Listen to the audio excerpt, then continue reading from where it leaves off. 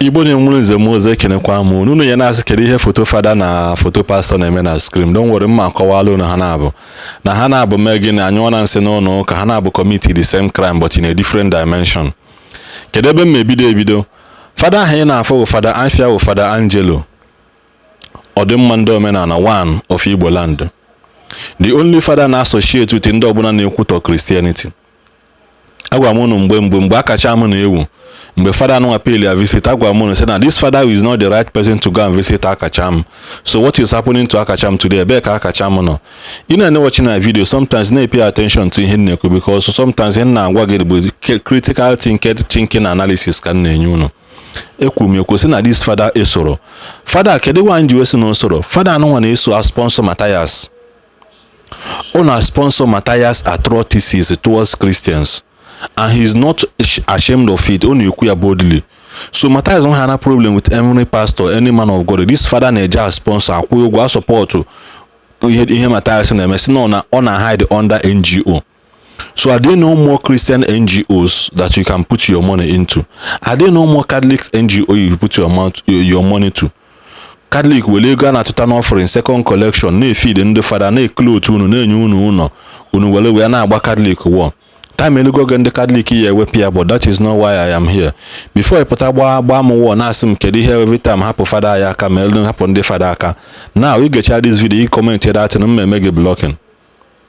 Na bụrụ gị warning hụ you get this thing na-achọ ikwu na mmemme gị blogging. Kedu ihe me nji wee kwuo this thing na ya na screen gị ka ifu ka nsi wee ma akpa fada ikpe na ihe fada kwu. Ọ bụrụ ihe ha agụta ihe edelede je ka ngụpụtara gị akọwala gị ọfụma. Biko ọ bụrụ na subscribe na our channel biko kabaro subscribe gee ntị ka unu. Yesterday ka gọọmenti ji Anambra State eje gbaa shrine na-akwụ ọkụkọ ọkụ. Gbachaa ya ọkụ kpokọchie ọkụ ite niile dị ebe a ma ihe niile dị ebe a wee wufuo ya. Guess what? Guess ihe fada dị. Fada sị, why are you destroying and burning the object in the shrine? Fada na question why eji destroy the shrine agbụ ya ọkụ.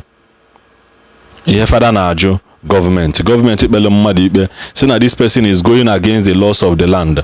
Even mgbe Bible kwuru ekwu na onye ọbụla na-aga against the law of the land na iwu dị na the land kwesịrị ijide ya. Mara m na fada gotakwala na Bible. O wee sị, how can you set fire on something you don't understand? Akwa fada na-ekwu the black man and the destruction are 5 and 6. Mụ na-akpọzi ndị isi ojii ndị black man. Fada na-akpọ ndị isi ojii black man, mana oji obodo Igbo akpọ ya black man ọ sị na racism ka ọ. Mana that's by the way, ọ bụrụ ihe mbịa ịbịakwu ka anyị gụcha ihe fada dị. Shouldn't experts have been to send and investigate what has been happening there? An examination of the object could have helped the government better understand the activities of Wakite merchant and their network. Kedu ihe gọọmenti na-examine that place again? Fada na-eti igwe ọkụ suo ya ọkụ na o nwere ike dị na ya. Na all these things will just to empower ụmụ nwaanyị na-ele akpakarị ite ma ụmụ nwaanyị ndị a na-ekechi. Before nkwucha ihe ahụ m na-ekwu biko gee na m ntị. Foto nke ọzọ unu na-afụ bụkwanụ foto pastọ. Anyị agwa gị ihe ọ na-eme na shrine na-akwa ọkụ mana ka anyị gụchaa nke anụnwa. Most of the objects should have been kept in a museum. Kedu ihe eji oke ite eme na museum? Anwarezi ihe ọzọ Nigeria nwa eti na museum na Igbo anyị nwa eti na museum ọ bụla oke ite. Fada na-echekwa ihe anyị na-eche. Beside, who enters a man's house without him? Fada na-edefend ya akwa ọkụkọ. Agwa m na fada ekwesịghị iyipụ ya efe.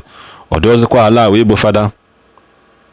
Fada ọ bụ niile represent Roman Catholic Church as you said, niile represent Roman Catholic Church. Biko obedowe masị ede egigidowe maka ịdapụta na street ụmụazị ya doge vam. Agwa m na ihe fọzile ya emele ndị fada n'ọgba bụ gịnị ijide fada ebe ọ na-edozi ma asakputuo ya ma suo ya aka ntị. Mana gee ntị ka anyị gụchaa ihe fada dị. Besides, who enters a man's house without him? Strangely enough, many people are celebrating the whole thing. Kedu why manji celebrate ya? A lot of people ya agbara, a lot of people ya nwere onwe ha. Ana ahịa ara ya eme increase, ọgwụ ya eme increase, ọgwụ ndị psychiatrist. So inwe chemist biko je gotegbe ọgwụ ndị psychiatrist na ndị ya agbara karịrị. Ndị ya nwerekwa n'onwe ha karịrị. So ya ebido nwewu n'enu n'ikem that freedom has come for most families and most of our youth. So onwe nwanne gị tipụrụ mkpu n'ime abalị chọọchị enu jide ya maka ọ dịka ọka iti ya agbaala ọkụ na bịa akwa ọkụkọ. always every time I write post like this, I get asked, are you sure you're a Catholic priest? My counter questions to such people, are you sure you are human? So Father, I bụ human mana anyị na-question kwa gị ọzọ, are you sure you are Catholic? Kita ka anyị dive na foto nke ọzọ unu na-afụ. Onye ahụ dị ebe ha gịnị asị na afịa ahụ gịnị? Pastor Ken, according to this online comment unu na-afụ, ọ bụrụ ọmụnwa de, biko unu jee pay attention ka unu fụ ndị dere ya. Kedu ihe a na-akọwa na mgbe a na-esu ọgwụ niile dị na shrine bụ akwa ọkụkọ na-enweta foto pastor dị attached to one of the ọkaite n'ebe ahụ? Ọ dị gị surprise? Ọ ha iji echili mkpu na-asị ụnụ ebe ọbụla ihe ọbụla weta ego bịa rie m ego na chọọchị akarịka, adịkwa m against it. Agwụgwọ aka nna asịkwa ndị mmadụ ije ụka asị gị weta ego ka efe pastọ gbaba ọsọ na all of them bụ fake. A lot of people apụtago tata sị na ha na-abụ pastor. Imam mgbe cannot trace the origin and the time of the person na-aserve in one church or the other. Imam funu fotie mgbe ọ na-aserve, mgbe ọ na-ekili n'oche, mgbe ọ na-ebulu pastor Bible, mgbe ọ na-eje mountain and prayer. Imam fụta nwa onye pụta testify ya sị na onye nke a na anyị mụ ya 20 years ago, na anyị mụ ya 5 years ago, na anyị mụ ya 10 years ago. You will never see. The only thing ya na-afụ de way anyị ma bụ onye mgbe ọ na-azụ ahịa shop mechi ọmabata bịa bụlụ pastọ. Mgbe ahụ bụlụ pastọ ozugbo chọọchị ebido jiwe. Imam fụkwanụ ka ekwu esi na makwa mgbe ọ na-nọ na wilderness, mgbe ọ na-ata afụfụ wete ndị mmadụ, mgbe ọ nwere ofu shoe na ofu trouser. Imam fụkwa onye ahụ overnight chọọchị amapụ. O were ego ahụ o nwetara n'ahịa ma ndị o jikọcha ụgwọ jere ntị ya warehouse, o nwee ka ọ bụrụ warehouse ọzọ lazụ, o convert ya to chọọchị, zụọ band, zụọ piano, chọọchị ebidogo.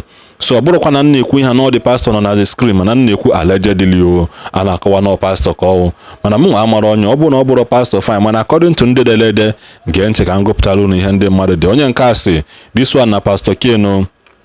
Onye ọzọ wee dee ọsịnọ Chikazọ Happiness Samuel o wee dee so this pastor follow akwa ihe ọ delede. Citadel Ojukwu wee dee this one na Pastor Ken. Then another person wee dee kedu afọ onye nke a, ọ sị na Loretta Adaobi, ọ sị this pastor church dey boon for my side o. So onye nwa mazikwa side nke obi ebi na mụ amara the pastor mana according to ihe ndị mmadụ dị. So dịkwa careful ebe ọbụla ije ka ebido gị aka n'isi. And the person the last person dele ihe ebe a wee kọwaa sị na this is my pastor chai. So ebe ọbụla ije mmadụ sị ka ebikwasa gị aka n'isi kpele gị ekpele gbabakwa ọsọ. Ọ bụrụ na ị na-anya afụ na ịghọtara ihe onye ahụ na-eme, happy I'm not against mmadụ ibe gị aka n'isi, mana mara ebe ọbụla ije. Paul si ka anyị test ya all spirit ka anyị malụ nke anyị eso. So at this point in time, ọ bụrụ na ị subscribe na our channel ka baro subscribe maka agwa m unu na onye ọbụla enwee nwanne gị ma nwanne gị ma tipụrụ mkpu n'abalị bido tibe mkpuchi oche enu jidie because isada na shrine ya ọkaite ya gbara ọkụ na nke akwa ọkụkọ ọ nọ na regret ego one all spending. And a lot of kidnappers ya nwekwa n'ebe ha nọ because na a lot of them nwee ike si na ọkaite ha gwụ na-eche ha. A lot of odeshi disappoint so many people because na ọkụ agbaala ebe na-enye ha ike. Mana ka anyị sikwa ekwu ya ka anyị na-ekwu ya mgbe ọzọ. Anambra State Governor, unu emetọ ọfụma ya eto unu emetọrọ ọfụma anyị ama ntụ unu. So Anambra State Government unu mere ọfụma na nka ọba yutu jenwewe na aṅụrị unu enwelugo onwe unu. That's by the way ọ bụrụ warning to every other person. Ị na-agwakwa oke ite nwe nke ibusa na be gị jeje bulie n'ụbọchị dị otu a jee tufu ọ chebe n'ime abalị ka ibuli ya jeje tufu ya maka na headquarter unu agbaala ọkụ. Ka ọ dịkwa na mgbe ọzọ.